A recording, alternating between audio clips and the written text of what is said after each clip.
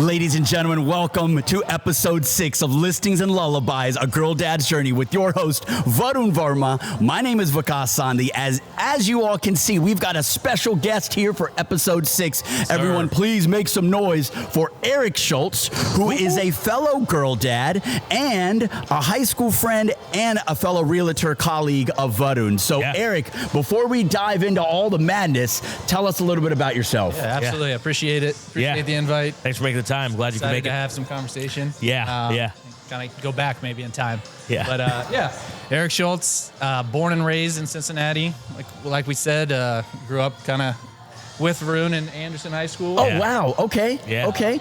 Go Raptors now, right? Yeah, Raptors with Redskins. Redskins. Actually was in his brother's grade on the floor. Yeah. So he's the same age as my younger brother. So we do have a lot of cool connections. Oh, that's a lot of similarities. Yeah. Wow. We know the East Side life. Yeah. We know the East Side struggles. Yeah, we're all East Siders, all right? So if you're in Cincinnati, we represent the East Side. Sorry, I didn't mean to steal your thunder. No, Keep you're going. good. Yeah. No, born and raised here. Yeah. Kind of went to school at Anderson, graduated, went to college at Wilmington College, Yeah. an hour north. So Okay. stayed pretty close. Played soccer there 4 years. Oh, nice. Came back home to Anderson. Got my first house there with my wife, my now wife, after college, and then started having kids. And 4 kids later, we're now in Milford. 4 kids? Wow. Wow. Yep. I missed that on the bio. Yeah. So I got some experience with that, and then. Kind of made that connection. I'm in real estate as well. Been doing real estate. Will be 10 years this year. So you're uncle's age, and you've got 4 kids? Yeah. Wow. Yeah. And you have no gray hair. Like, how did that happen? Yeah. And he doesn't really have a dad bod either. You got to share all your secrets. We got a lot to unpack. You got to give it all to us, man. I'll be honest. My wife made me trim my beard because when I trim it shorter, you can't see the grays. Okay. That's a life hack. Well, shout out to Megan. Yeah, shout out to Megan for catching that. Yeah. That's a trick. Nice. Yeah. Very wow. cool. So there's a lot of similarities here. Listings, lullabies, it all goes with the ethos of your vision of this podcast. So, man, amazing job. But go right ahead. Yeah, definitely. We wanted to get another guest on, and I know we haven't done an episode in a while because schedules and life and everything like that. So, but I thought it would be great to get Eric on because he's a girl dad. He's a dad of 4. He's been doing real estate a little bit longer than I have, so he has a lot more insight and experience that he can share further than I can. So how long have you been doing real estate for? Sorry, I just wanted to ask. Yeah, it'll be 10 years. Yep. Wow, 10 years. And you're at how many years? I'm at 7. 7. Yeah. Okay, so just a little bit behind. Not bad. Awesome. So, and actually, Eric was a big reason I transferred to Coldwell Banker. Oh, really? You and I had a lot of good conversation right before then, because I think you went over to the team you're on now. You're on a team. Yeah, I want to share a little bit about that as well. Yeah. And then.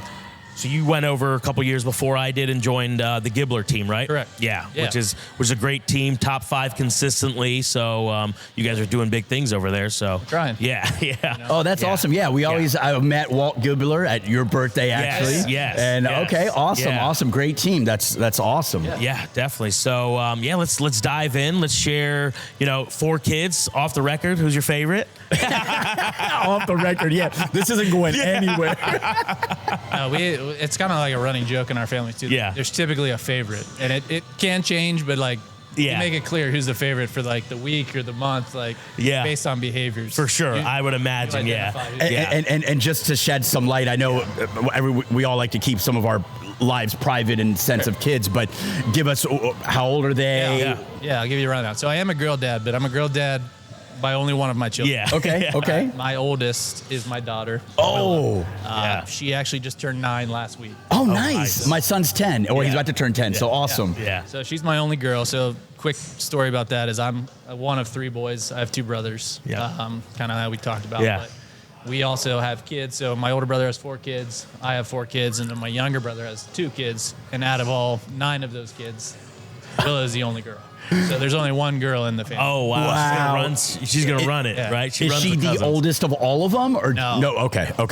She's kind of in the middle of the pack, but the oldest of mine. Middle of the pack. That's like a wolf so pack. Thanksgiving is a full-on pickup game of soccer and football, right? It's getting there. Yeah. The ages are getting fun. Yeah. So I got Willa, who's 9. I have a son, Rhett, who is 6.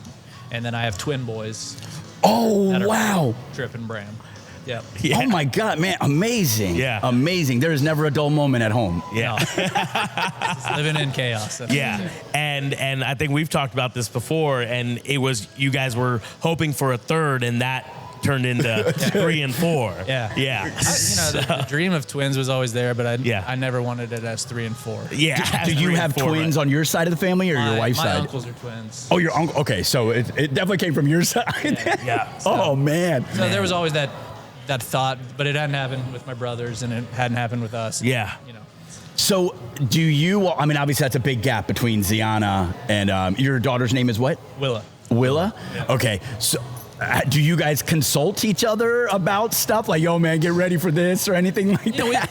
I think brief conversations. Yeah, we've had some brief conversations over the years because Eric and I definitely got closer, again, being back in the same brokerage and things like that. And we've had some same things in terms of, when I shared I was pregnant and, then finding out I was going to be a girl dad. And yeah, we've had some good conversations and casual conversations here in the office and things like that. So yeah. We even had some conversations in Cancun. Yes. Oh, yeah. You guys all went to Cancun. Yes, That's we did. right. We had those conversations around the pool. Yeah. Do you guys remember those conversations? Yeah. They were good. They were deep. I'm They were kidding. Deep. They were deep conversations. Yeah. So share with us how you got into real estate. Sure. I know you went and played soccer, by the way. Huge soccer guy. Still playing, right? Yeah. Wow. Insane. Yeah, insane. That's why he doesn't have the belly or Correct. anything. Okay. Correct. And he used to have the old long, shaggy hair. And, like the straight soccer. Eric has always been a stud. Eric's always been a stud. I went through that. I'm sure we'll get a few. Sorry, Megan, but I'm sure we'll get a few more lady likes this this podcast. But so you went to college. What'd you major in? There. Majored in a double major, psychology and criminal justice. Okay. Nice. Now, really had no clue what I wanted to do. Yeah. Just I was interested in the psychology aspect. Yeah. Okay. And I'd always had a love for like anything criminal, like that world, like being a police officer, police officer, firefighter were like 2 big things on my list. Yeah. I love awesome. being active. Yeah. So I kind of had the idea that I was going to find my way into those fields someday. Yeah. I actually took, kind of jumping around, but took the firefighter test in Cincinnati. Oh, really? Did you? Did you pass it? Passed it, but they were on a hiring freeze when at that time, and I never went back to it. So kind of a weird shift, but I did major in psychology and criminal justice. Okay. Wow. I started going down the criminal justice path, and then I got in trouble with the law, and then I was like, I'm not going down. There's a little bit of the misconception. I did double major, and the reason I double majored was because it was pretty easy to do it. Okay. Yeah, it is. Psychology and criminal justice overlap quite a bit. Oh, there's nice. There's a lot of double dipping on courses. Nice. So you kind of figured Genius. The 2 for 1. Very nice. Very nice. And here we are in real estate, not using that degree anyway. Yeah. So But yeah, got into criminal justice psychology. Still love that. Didn't know what I wanted to do afterward. Yeah. Graduated, came back home, and got a job. Actually, it was at the time called St. Joseph Orphanage. Okay. Yeah. Down by Coney, where Coney is. Yep. And I worked there for 9 years. Kind of started on the ground level. Yeah. Behavioral support. Yeah. Foot in the door. College kid, didn't really have any guidance. But stayed there long enough that I was 9 years, and I kind of transferred into running group therapy. So small group therapy. It was a behavioral school. Yeah. Yep. So we had a lot of problematic children. Sure. So I kind of learned the ways of the land there, and ended up the last couple of years there running group therapy. Oh, wow. Okay. Kind of the behavioral aspect and all the way into some other areas too. That's awesome. That's awesome. That must have been very rewarding as well. It was for a time. Yeah. There became a burnout phase when you're in a high stress environment like that. No, we can only imagine. Yeah. But kind of transferring from that, was there 9 years. We started having kids, Megan and I, and I quickly realized that the social work salary and lifestyle was not going to get us to the goals that we wanted in life. So we had some really deep conversations about the future. Yeah. And again, kind of feeling lost in what to do. Sure. So it happened. A mutual friend of ours, we were at a pool, and he happened to be in real estate.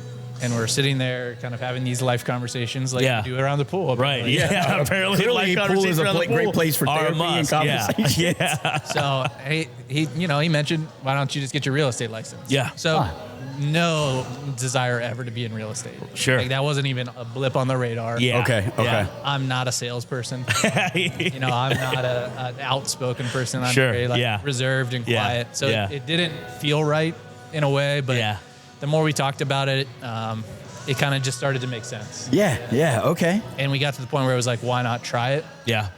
And that's kind of what I did. I kind of jumped in, started dipping my feet into it part-time, quickly realized that you just can't do that. Yeah.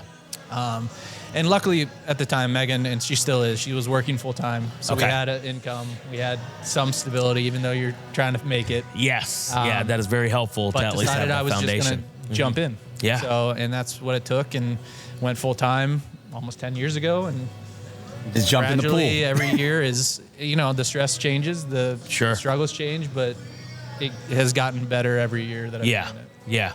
Nice. So. Yeah. That's So you got in around 2014. Correct. So after the housing crisis and all that crash of 2008. The market was in a pretty good place, to be honest. And now looking back at what we've been through since then. Yeah, correct. Right. It was a pretty stable market. Yeah, that 14, 15, 16, even all the way up to like 19 was pretty good time to be in real estate. And then plus it gave us all a lot more experience to help navigate through this madness now.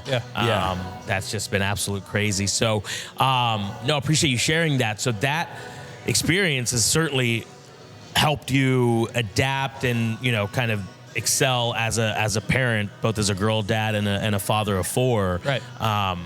It brought you patience, perspective, points of view, helped you and Megan kind of say, so what are some kind of takeaways to those not fortunate enough to be a psychology major or, had that experience in the social work aspect of things? What's worked for you both and you guys as parents in that aspect? I think in all aspects of it, it's always easier to do it with other people. Yeah. Like the intimate relationships, those are the most difficult ones to navigate in life. Yep. And just, I could talk in a group setting with youth and be like, here's, this is what we should be doing. Like, here's the good decisions to make. But when you're in like the heat of the moment and your own life, things are challenging. So not to say that it's been perfect or ever has. We've had a lot of conversations, but I think that's part of it is like the open communication is a huge part of it. Absolutely. We touched on that we talked about in episode 5 about the open communication even before marriage. Yeah. What do you envision life looking like? How many kids do you want? How do you want to raise them?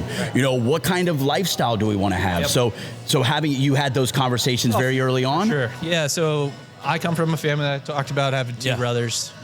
Wanted family. I wanted kids and I wanted multiple kids. 2 to 3. My number was always 3 because we had 3. Okay. Yeah, makes sense. Now my wife is an only child, so she had a different perspective. But her perspective was she wanted kids. She wanted a bigger family. Oh, nice. Okay. So that perspective was different. So we did have those conversations. We knew we were going to have multiple. Yeah. Okay. And just kind of planning what that looked like. And, obviously we went from 2 to 4, which is a pretty jarring jump. Yeah. Because that changes like what vehicles you drive in. It changes everything. Everything. The size of the house you had to buy. I'm sure you negotiated well on it though. Some funny stories of just like feeling in crisis at the moment. Like you quickly realize the cars aren't working. Yeah. And to kind of go back, we had 4 kids. Willow was not even 5 yet when we were pregnant. Wow. So like we had 4 kids in car seats and like it was tough. Like how do you put them all in car seats? We ended up having to buy a minivan. We had to get a 3rd car. Oh my God. A 3rd car? Yeah, because I was doing real estate, so I was driving. Oh, yeah, you're driving all, just like, so and Megan was working full-time at the time, not at home. And that was pre-COVID, so she was in the office in Mason. Yeah. We had to get a nanny. We had to get a new car. It basically became the nanny's car, and that was it. And those are like some struggles that you're not expecting. Those changes. Right. Both personal hardships and financial adjustments and things like that, too. So, those are all interesting, and trying to figure out and talk through it as you go, and like dealing with the stress. The stress is high. That's part of being a parent. And how do you cope with the stress? Yeah. So I'm naturally pretty laid back. Like, Yeah, you seem like you're just like chill, talking, like just hanging out. Fortunate for me that's like a natural trait. So that's even great. when I'm stressed, it's generally short-lived, and I'm able to kind of process quickly. Okay. But I still have my playing soccer is a stress relief. That's true. Being active has been always something that has helped me. Being active. And I think just being busy, understanding that I have a lot of faith in it's just you do good things will happen, and just keep grinding. And that's and we'll talk about that more like as I transferred into the team dynamic and how that kind of changed as well. But just you figure it out. Figure it out. That's awesome. But you being active is such a crucial part of just being able to release some of the serotonin, to get some of the right chemicals in your body and stuff. So that's really good to hear, because I'm sure a lot of people are like, you know what, I have kids and I'm not very active. You know, I need to get out there and do some stuff. It's not for everybody, but it's finding something that brings joy. That's important. Whatever it is, for me, it's being active and kind of. No, that's a huge motivator, because for me, over the past year, 13 months, I mean, I really haven't had a full workout routine. It's kind of gone by the wayside, and maybe I've used, having a kid and being busy at work as an excuse. But that's definitely motivating to see that a person with 4 kids also in the real estate world. So you're also dealing with the madness and the same craziness that I go through. So there's really no excuse. It's just kind of figuring that motivation out to get there, to be healthy, because at the end of the day, you want to be healthy for your family too. You don't want to run into exactly. And it comes into perspective once you have kids, because you're like, man, I need to be like 40 or 50 and still be able to keep up with them, right? And those are conversations I actually have a lot with myself, mostly. With yourself. Nice. You talk to yourself a lot? I do. Because I do. It's nice to know there are other people like that. Okay, go ahead. Share on that. I think it goes back to the kind of the therapeutic aspect of life. Like I taught, healthy coping skills. I taught mindfulness. We focused on those subjects with these kids to try and teach them how to better cope with things that they were going through. That's awesome. So naturally, you kind of start picking up on looking those, at yourself and reflecting, I really should be doing those kinds of things. And fast forward through life and everything else, life has been crazy. I have been with a therapist for probably almost 2 years now. Oh, wow. That I've consistently met with. Wow. And it kind of happened right after COVID, but it's been virtual. Yep. But I still talk to her. We've actually gone now. We just changed it. It was twice a month, but now it's going to be once a month. Once a month. Okay. And I think that's super helpful for me. Is she always asks me how my week went, and I'm always like, it's fine. Sure. It's good. Yeah. It's normal. Yep. And then she's like, well, what happened? And I'm like, and then I start telling her, and she goes, you understand that that is not a normal load. That your normal is much different than other people, right? But it really starts your mind. To be like, oh. Yeah, you're right. That was a really stressful situation, whether it was me or something that happened in my family, or if it was something at work. To kind of take a break and reflect on what really did happen that week. How it affected me with my kids. We have those conversations a lot. By no means do I go home and I'm a great dad all the time. Right. I have those moments. But being able to reflect on them. Has become a huge part of my routine. No, that's huge, because you're specifically a buyer's agent on the team. So you're constantly dealing with buyers, meaning negotiating offers, inspections, showings, and always kind of on the go. So would love to hear kind of how you balance that, because that's one of my struggles now. Ziana's 13 months now. So as you guys know, she's starting to get more aware, and I've been busy lately, thankfully. Starting to move around. Now it's when I'm moving around, she's mobile now too, but when I'm walking by her and she's now making noises, looking up at me, trying to get my attention, and I'm either on the phone or just running around trying to get something, she doesn't understand that I'm doing something important, because to her, nothing else is important but herself. So speak on that, how you've adapted with that. And that's great that you and Megan have had hard conversations, because especially transitioning careers, so you guys have obviously been comfortable in having those hard conversations and figuring out a great work-life balance. And then, of course, during pandemic time, you had to be ready to go at a moment's notice. It was like, we're obviously at no level are we doing emergency medicine or anything like that. But we kind of had to be on call, ready to go, no matter where we were at any time of the day or the weekend. So share kind of what got you guys through all that good stuff. I definitely touch on that, and I do remember those conversations.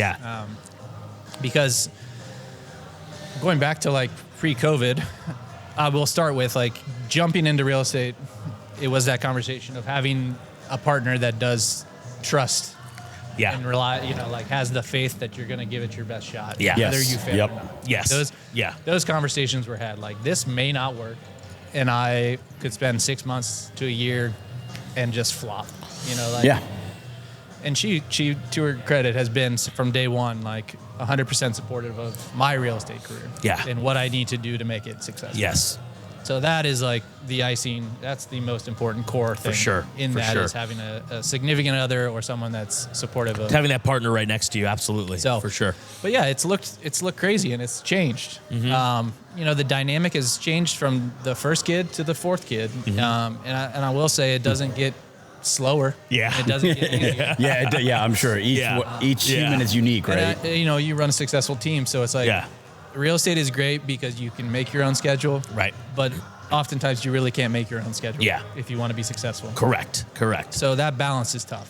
So having, again, Megan understanding that we have a ton of kids' activities. That she carries the load on a lot. Because it's evenings and it's weekends where in a market like this, you have to go. If we're not grinding in the evenings and weekends, we're not really making money. And that has been a stressor for not only me, but for her. And stress, not only just like the being running myself, like the stress of being stressed, of tired and not wanting to do it, but the stress of missing things. Like you really have to prioritize time. Every second counts, right? That being in it 10 years, I've gotten better. And I've gotten to a point, and I think that comes naturally with business, is you get to a point where you learn what is important and learn how to balance clients. So like you kind of can start being a little more selective on the people that you take on, the opportunities you take on, and know that if you're putting your time and effort into certain things, it's going to pay off more than maybe if you were just putting time and effort elsewhere. So that's been huge for me, is just understanding the business, kind of figuring out my groove, and kind of dive into how that team aspect has really helped me in real estate. I'm not like I talked about, I'm not an outgoing person. I'm not a conversation starter generally. I'm very much one-on-one. I love intimate conversations. After the meeting. I'm not gaining business. And that was a reality check I had early on. I tried to do real estate, and I did. I did real estate as a solo agent for several years. But never got to a point where I was like, I'm killing it. Like, this is not where I want to be. So it was a kind of a look in the mirror and be like, okay, what do I need, and how am I going to get there? Whether that was partnering with another agent, going, co-agents, doing whatever. But kind of fast forward, what jump started me was we had 2 kids. I was doing solo. We were doing fine. I was making money. I was successful in some regard. But we found out we were pregnant with twins. And I just knew like something has to change to catapult me. And that's when we started having conversations with the office manager in Anderson when I was there at the time. And just like, what do I do? Like, what is the next step? And just by chance, we had been talking about, and probably not as calm as that. It was. Gotta do something. But it was. And then we started talking about options, and one of them was joining a team. And having some stability. And I didn't know what that was going to look like at that point. Kind of dabbled in a team early on that wasn't really a good fit. And by chance, Walt had made a post in a Coldwell Banker page. I had not met Walt. Okay. I knew who he was through the company. Knew he was he's younger than I am. That was a weird dynamic too. But he was super successful. Top 30, under 30, already a top agent in the company. Awesome. Looking to grow a team. And at that point, I'd been in the business for 5 or 6 years. So you tested out the waters. You knew what direction you wanted to probably go in. And really just I went home that night. I was like, Megan, I think I'm going to reach out to this dude and see what it's about. And met him for coffee the next morning and just got along really well. Yeah. Had a lot of similar. He's an athlete. You know, he very close to his family. Yeah. Just genuinely connected on like some core value. Yeah. Yeah. And, you know, I was like, I think I'm going to try this. And it was another one of those, like, just go for it. Yeah, absolutely. And literally started the following week. Nice. And kind of, I've been with him ever since. Yeah. So, and you guys are great. You guys are a great team. And I think you found definitely your calling in that sense to help balance your family life and your work life. And you've been successful with them for sure. So congrats to you guys. Going back to identifying who I was. Yeah. Walt is the polar opposite of me. I can see that. I can see that. He's very similar to like a Varun, I feel like, right? Yeah. Okay. Yeah. They get along very well. And we get along very well, but it's a different dynamic. Yeah. And it fits. I feel like you probably get along with Ankur a lot too, because you two are kind of similar. But that's kind of how that happened. Yeah. And, you know, it was a weird transition. Honestly, that COVID happened not long after I think I hadn't even been with him a year in COVID. Oh, wow. Okay. Oh, wow. That was that quick. Yeah. So then you had to navigate through that stuff and how we operate. Walt and I were very close then, but we spent a ton of nights sitting on Zoom calls. Yeah. At our computers at our houses. Talking about what are we doing. Yeah. And how are we going to get through it. Yeah. And something that always, and I give him credit to this day for it. I don't know if I've ever talked to him about it, but he told me on a Zoom call one night, he's like, I'm not going to let you fail or your family fail. So he had that support from day one. That's awesome. That's awesome. I mean, I got chills for that because, hearing that with, so COVID time, you hadn't had the twins yet, or you just had the twins, or? So that was, we had just had them. Oh, okay. So they were like, okay. So you're now sitting with 4 kids in a pandemic, and in your to hear that from someone that is now your team lead is probably very reassuring and obviously meant a lot to you. Yeah. Because, the COVID, there was several months where everything just stopped. Yeah. You know, even if there was a little bit of business, it was like, are we going to be able to do this? And we just, we had that mentality, and for whatever reason, like, we were in a good place. Our age demographic was good. Yeah. He had a lot of business downtown, which ended up popping off. During COVID. Yeah.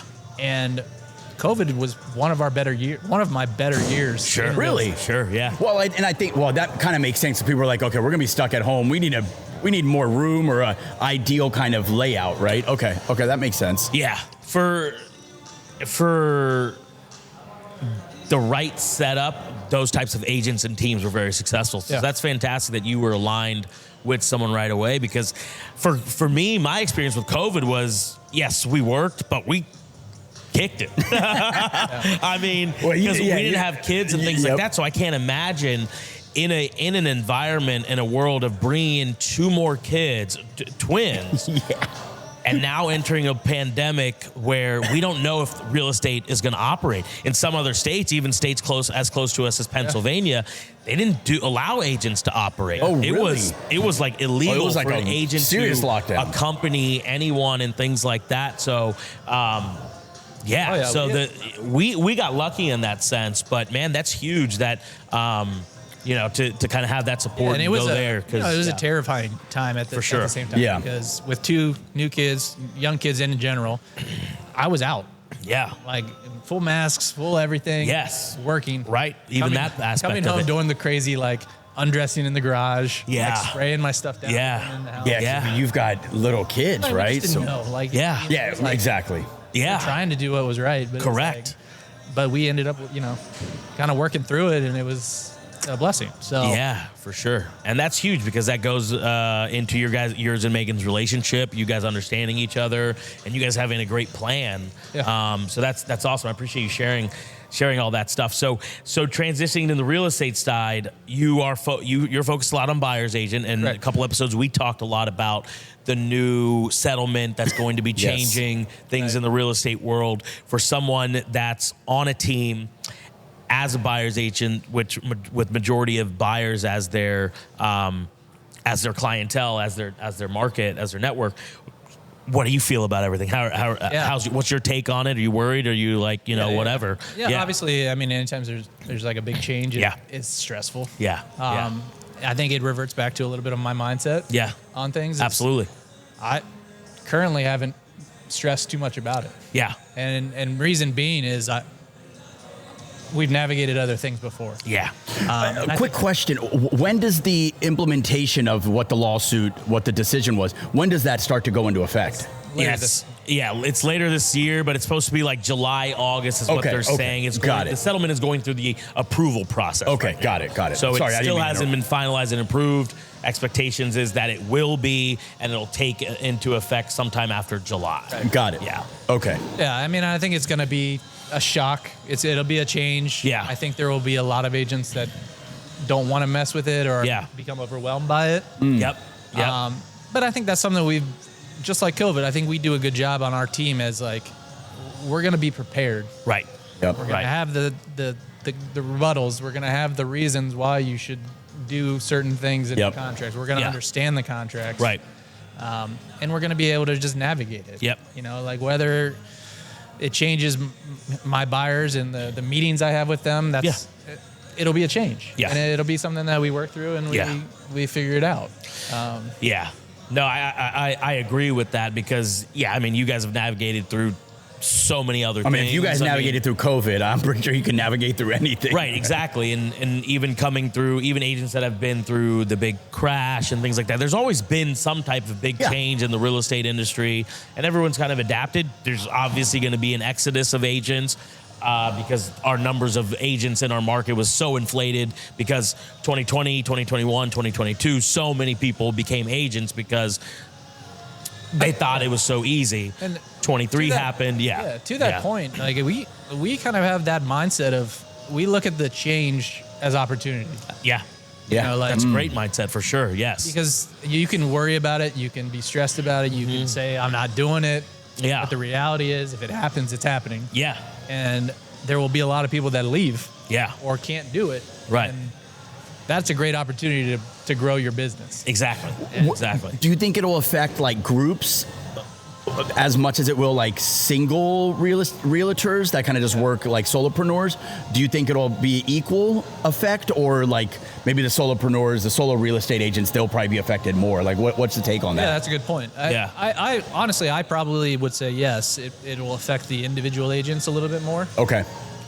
As well as just agents that are not doing it maybe full time or like have established businesses. Yeah, because you guys, I mean, you guys are part of established brands that are well known in this area. Yeah. So, okay.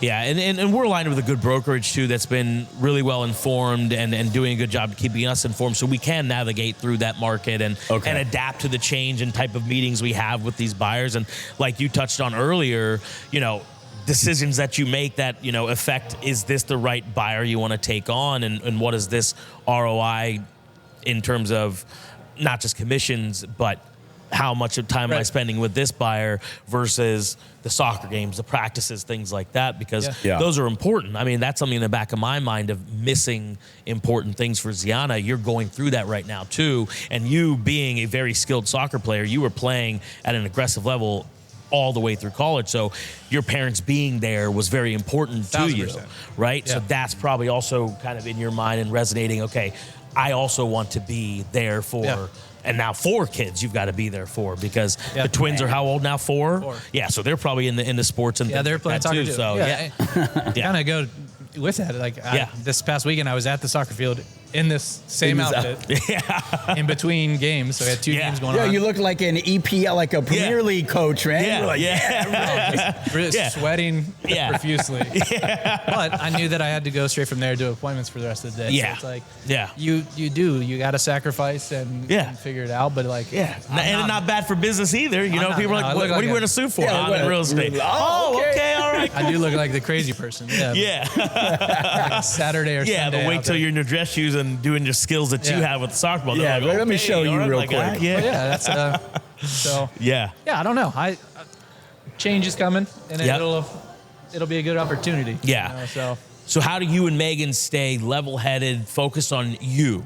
Focus on you both, your relationship, and how do you guys succeed? Because I am sure there's very little time for just you guys, especially in the house, alone time? What do you guys do to stay consistent and successful in that world? And this is part of that Cancun conversation I think I had with you, that I do remember. You remember at the pool. That, you know, it's not always been easy. It's never easy. Like, we still have struggles. Yes. As any relationship is. Yes. You know, it's a constant work. You know, like putting in the time and the conversations.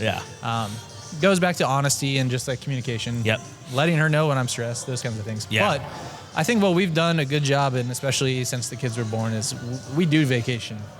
Like, I know parents are different. And I think 4 kids, you kind of get a different perspective immediately. What if you can get away from them, if it's okay to leave them. We really prioritize our time together. So we've done a good job of pretty much every year since they were born taking a solo vacation. Making time for yourself. That's great. Absolutely. That's huge. You know, and our favorites, Mexico. And it's not by doing the pool. anything. We go to the resort and we don't leave the resort. And those are the best. And that is one of the best ways to spend time with your partner, right? It's just all inclusive. We're right here. We don't have to book all these tours and stuff. We can just spend time just us. It's great. It almost is like you get to like actually sit down and talk too. Like, there's no interruption. You're there, you're enjoying the pool, you're relaxing, and you're having conversations about life a lot of the time. About like, what are we looking for? That's like a great time for us to plan. And set goals. And that's what that's been a big priority of ours too, is I was reading something in I'm 39, like about to be 40. Oh. And in February, I said about to be. We got some time. I was reading about how like perspective on life changes around this age. You've kind of weathered the young adult, young family age. Like, we're starting to try and plan for the future and what the kids going to like elementary schools and then high schools and really what's important to me as an adult and a parent, as a father, as a husband. And it rings real true for me. Like the perspective on life and what's important has really changed. And Megan and I had more deep conversations about the future. And the risk of what it looks like. Become much more open to the risk. Because at this point, we're like, we've survived the chaos of all of this. We're in a little bit better position, but we want to be here. And understanding that takes some risk. That takes some risk, yes. And being okay with it. At this point, I'm like, I fail. Okay. Like, we'll rebound. We're not going to fail enough that like we can't recover. Correct. But doing some things, whether it's investment properties or planning for the kids' futures, like trying to set up real, like, long-term life. Goals. And no, that's fantastic. That's fantastic. And I can tell you for sure, I'm 43, and you hit the nail on the head. Like, the 40s is where you start to get clarity on the goals. You work towards them a lot. Your kids are a little bit more self-sufficient. Maybe you got a little bit of time, but they can start to handle on their own a little bit. And so, the 40 to 50 range is that go, achieve whatever you can, do whatever. Because then ideally, I think our generation's like by 50, we're like, man, I don't want to work that much more after 50.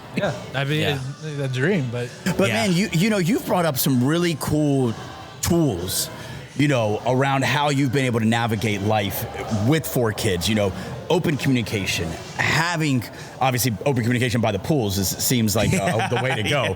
Going to therapy, practicing mindfulness. I mean, these are great and beautiful things. So I really appreciate you sharing a lot of that right here, right now. Absolutely. And I think that's the biggest thing. It's like the vulnerability of, I never really have, but I don't care to compare myself. But I've started to really enjoy intimate, deep conversations with other adults, specifically male. Like, getting perspective on.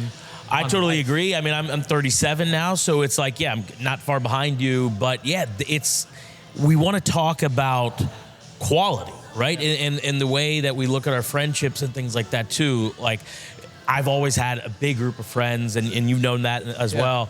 But now it's like, okay, quality over quantity. If you're just hanging out with the friends that you're just going out and then the next day you're hungover, because now for me, it takes me a day and a half to recover. you finally caught up to that. Okay. Yeah. Okay. Yeah. For all of our Yeah. crew, he said it. He said that's true. Yeah. It finally hit me. It finally caught up to me. And then there is no time to recover when you have, a 12-month-old, 4 kids, whatever. Oh, yeah. There is no time to recover. You're just going through it. It's just regret. Yeah, you're just going through regret. It's not recovery. It's regrettery. Regret, like, why'd I take that extra shot? Yeah, why'd I do that, right? So and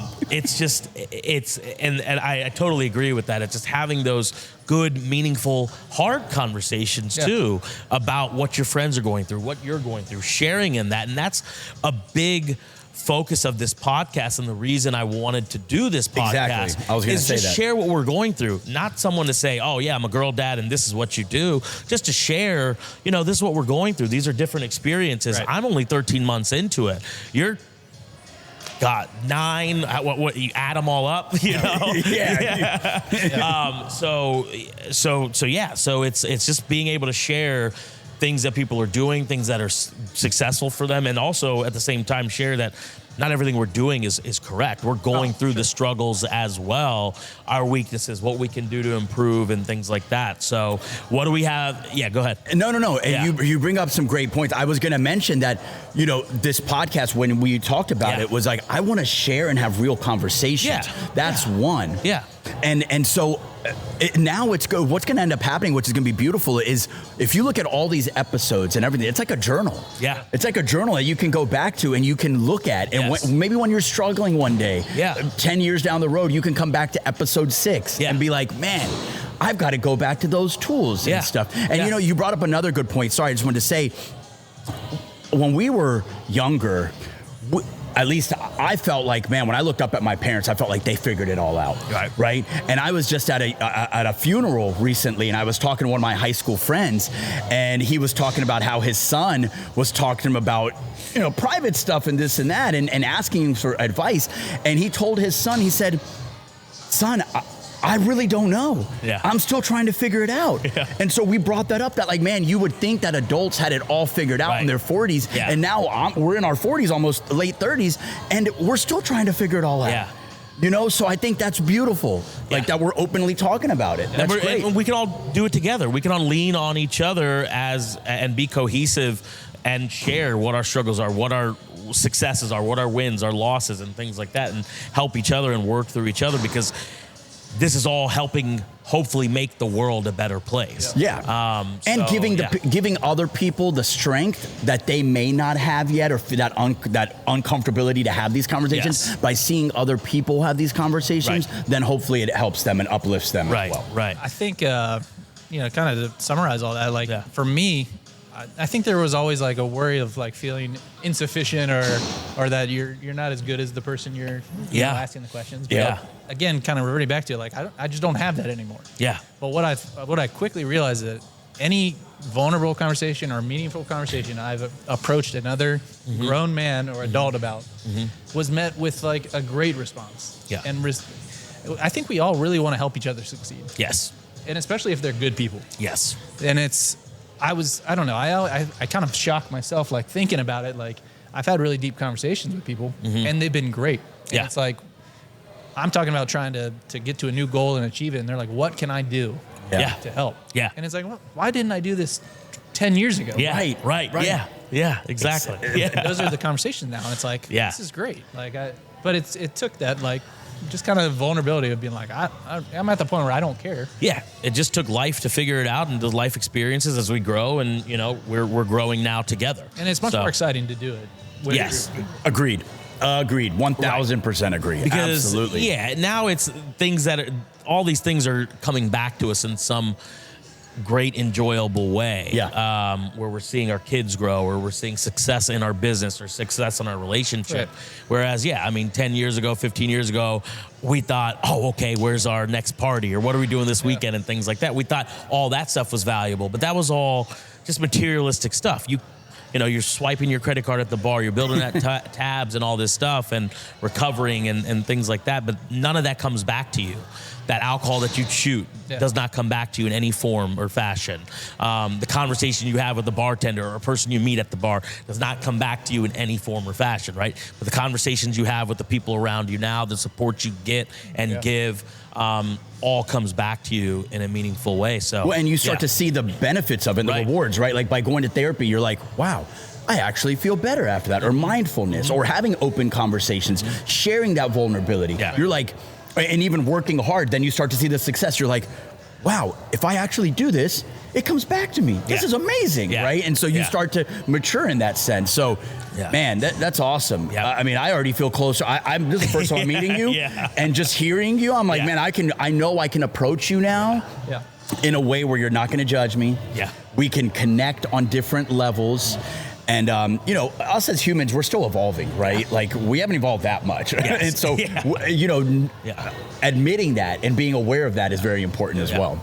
So back to the girl dad thing with Willa. What do we have to look forward to? Because I know we have a lot of listeners that are girl dads and also new girl dads. So what exciting, crazy, oh shit things do we have to look forward to from now to 9 years? Like, what did you love, enjoy, or oh my God, how did I get through that phase? Obviously, I mean, having a girl is special. Yes, it's super special. She was my first. So like that's kind of near and dear too. But like the growth is kind of wild. Like Willa was born and pretty much right away was a daddy's girl. And that was like such a cool experience. And I will say, like, those young years really cherish that.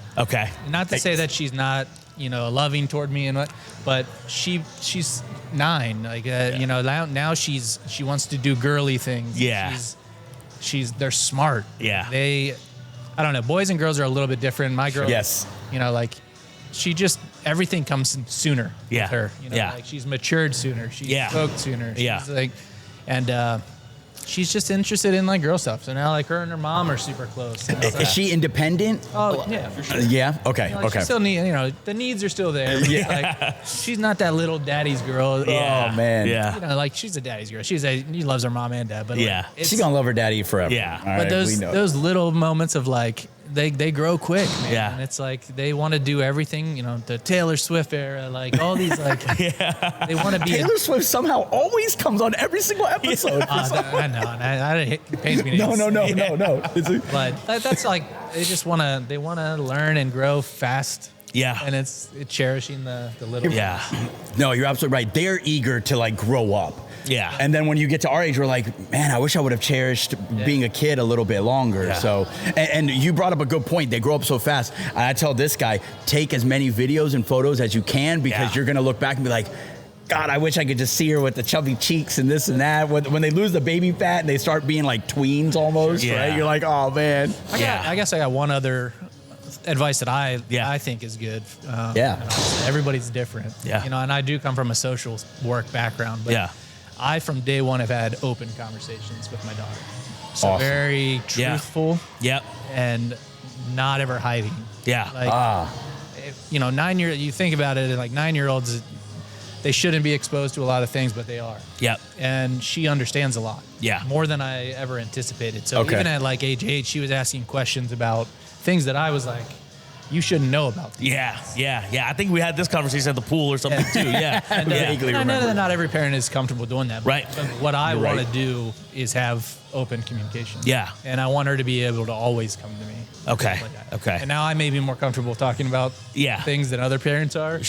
But I don't sugarcoat it. And I'm like, here's what it is, and here's how it's healthy, and here's how it's unhealthy.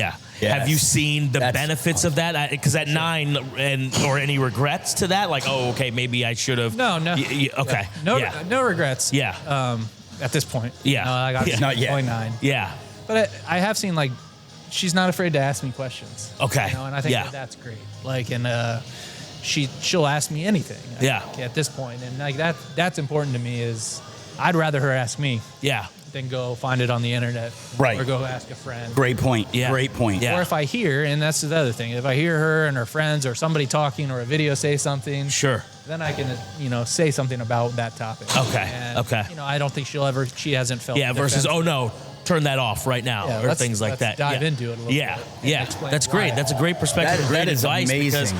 people don't think about that. Their immediate knee-jerk reaction is, nope, let's take that away. Well, you're trying to protect them, right? You're trying to from protect. stuff. But sometimes in protecting them, you're creating this false kind of bubble or Yeah. whatnot. But I firmly believe as parents, you're the core, right, of your Yeah. kids' values and what they will do. Right. And we've all been out in public where we hear other kids and we're like, that kid is talking about the most Yeah. absurd Right. things. Like, Yeah. they're their parents. Yeah. yeah. And not to say my kids won't ever do that, Right. but it's like, I'm going to already have that established in their brain. That Yeah. these are appropriate and healthy topics Yeah. that aren't talked about Yeah. or discussed with anyone other than Yeah. your mom and dad. Yeah. Yeah. So like- what are those couple topics? Well, I mean, anyway, anything Yeah. from sex, Yeah. like to being alone with people, to walking to the friend's house, like Yeah. strangers. Yeah. Like Yeah. we've run the gamut. Like they watch these YouTube Yeah. TV shows Right. and Yeah. Yeah. and they talk about making out or the question she asked me on this. She'll probably kill me someday for this.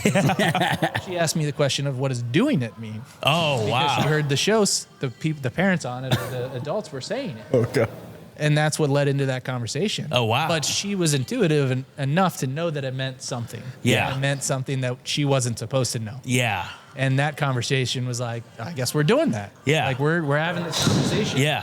And I'm going to tell you why it's not appropriate for you to to talk about it. Right. To do it Yeah. when it is appropriate. Yeah. Like, and that's my background, but it's Yeah. my wife is on the couch with me and I'm like going no details spared. Yeah. Yeah. Wide-eyed, and I'm like, Yeah. she knows, and Yeah. she knows that it's not appropriate to Yeah. talk about it with anybody. Yeah, and now she knows why it's not appropriate, Right. and what it is, and why it's not appropriate, why it may, and things like that. So that's So whether you, Yeah. like, that may not be your style, sure. but I think the open forms of communication, the honesty, Yeah. and I flat out say, come to me with any question and I'll answer it Yep. Yeah, honestly. yeah. So That's awesome insight. That's I'm awesome, so man. glad These you are- shared that because, I mean, I wouldn't think of that. And I think a lot of people wouldn't think about that because it's just a knee-jerk reaction of, no, don't worry about it. Just turn that off or whatever it may Yeah. be. And then it just, like you said. Well, and then their curiosity sparks. They're like, wait, now I'm going to go find out. And then they're sneaking behind and trying to figure out Correct. stuff. Like, oh, well, So daddy doesn't want me to Yeah, know about exactly. this, but I'm going to still, because they're still intuitive. They're still inquisitive. That's Yep. what children are. They're just asking things, and while sometimes they don't say the right things and all that stuff. Like my nephew asked me, like, "What's that pimple on your head?" I'm like, "Ouch!" Dude. Yeah. Like they're just wondering. They're just curious. Right? Yeah. They're not being insulting and things like that. They're just inquisitive. So you can't just stop them from wanting to learn and know things. So that is awesome. great perspective. Awesome, Great awesome perspective. conversation, What do you guys man. have planned for the summer? I know school is out soon, so you're probably like, oh my God. Because parents is like when it's not really summer vacation for them, right? I Yeah. see that all over Facebook and Instagram and like, oh my God, kids are back. So what do you guys have planned for the summer? Anything fun? Obviously, with Megan and I both still working. Yeah. It's tough. She works from home, so the kids really can't be at home. Oh, that's cool. Yeah. So a lot of camps. A lot of camps. Yeah, A lot of like we camps. got day camps and things like that. The boys are all Nice. going to be in camp. My daughter's going to she does gymnastics and is on a team. So Okay. they got like a gymnastics camp at their Nice. place that she'll do Nice. a couple days a week. Yeah. She'll spend some time hanging out with my sister-in-law and nephew. Okay.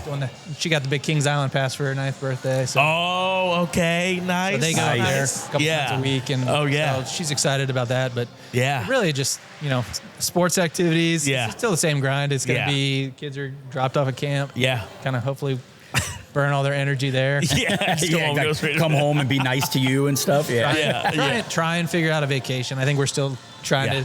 to figure out something. Yeah. Yeah. But really, that's it. And Cool. And kind of grinding. Yeah, the just- summer camp days. I remember those, and Oh, now I yeah. understand. Like my parents were always just shipping me off to some but here you science go. camp or whatever, and now I know why. And I'm like, I'm sorry I bothered you so much. Yep. No, awesome, man. Wow. No, this was These awesome. conversations are getting better and better Yeah. and longer and longer. So, no, we appreciate it, man. We appreciate all of this. Thank you again, Eric, for making the last minute availability. I know your schedule is crazy, and obviously you're suited and booted because Always. you're probably going to go back to some meetings here and go crush the day, and then go be back to dad life, and right. while also still taking some calls and things like that. So Yep. cool. No, we appreciate it, and we thank you all for watching. Yeah, man. Vikas, take us out. Yes. So thank you very much for listening and watching episode 6 with Eric Schultz. My name is Vikas Sandhi with our host, Varun Varma.